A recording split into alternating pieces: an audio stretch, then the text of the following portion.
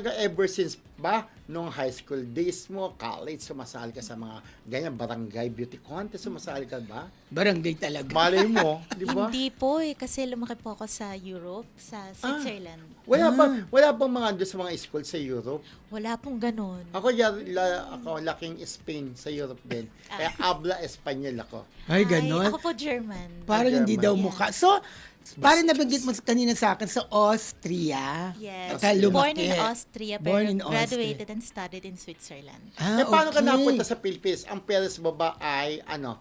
From the Philippines. Pero doon na rin po sila nagtatrabaho. Tapos doon ka na lumaki. Doon po ginawa, Doon ka pinalaki. Yes. Lahat ng Born and pinanganak. raised Pero in... ibig sabihin, both Austria. parents mo are Filipino? Yes, pa. Pero parang may lahi ka Oo din nga. ng beauty mo no? Opo, Parang mami ko din non-German. kasi. Opo. Yun nga po sabi nila. Tinan mo, ang galing ko So na. ilang Okay. taon ka? Ilang taon ka, o lahat ba kayong pamilya dito na bumalik na sa Pilipinas? No, for good? only me. ikaw Only na. you. Only me. So, bago ka naging beauty queen, kumusta ang buhay mo sa Austria ba? Kalumaki at saka sa Switzerland. Yes. Kumusta naging buhay mo doon? Nyo? Okay naman po. I was working as an immigration lawyer before and I had my own Mataray company. lawyer. Naku. Hindi na po ngayon. Okay. And then 2024, umuwi po ako ng Philippines to relax my mind. And na-scout lang po ako. Maging artista, mag-fashion model. And then sinali po ako last year, first time sa pageant. So, nag-artista ka na before. Yes, Ano mga nilabasan mo na? Sa teleserye Maka. Maka! Yes, Yung sa isang network. Yung Oo. kasama dyan sila John Clifford.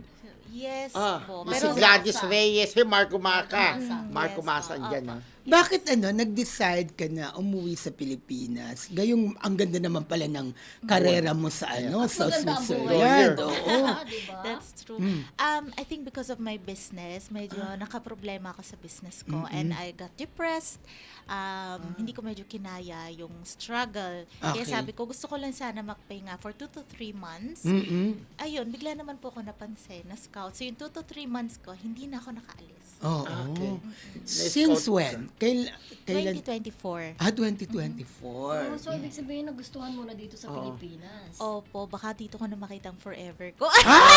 Di ba? Pero ang Makikita naiwan mo. doon, ang parents mo ay nasa Vienna pa rin. Yes, nasa Vienna po.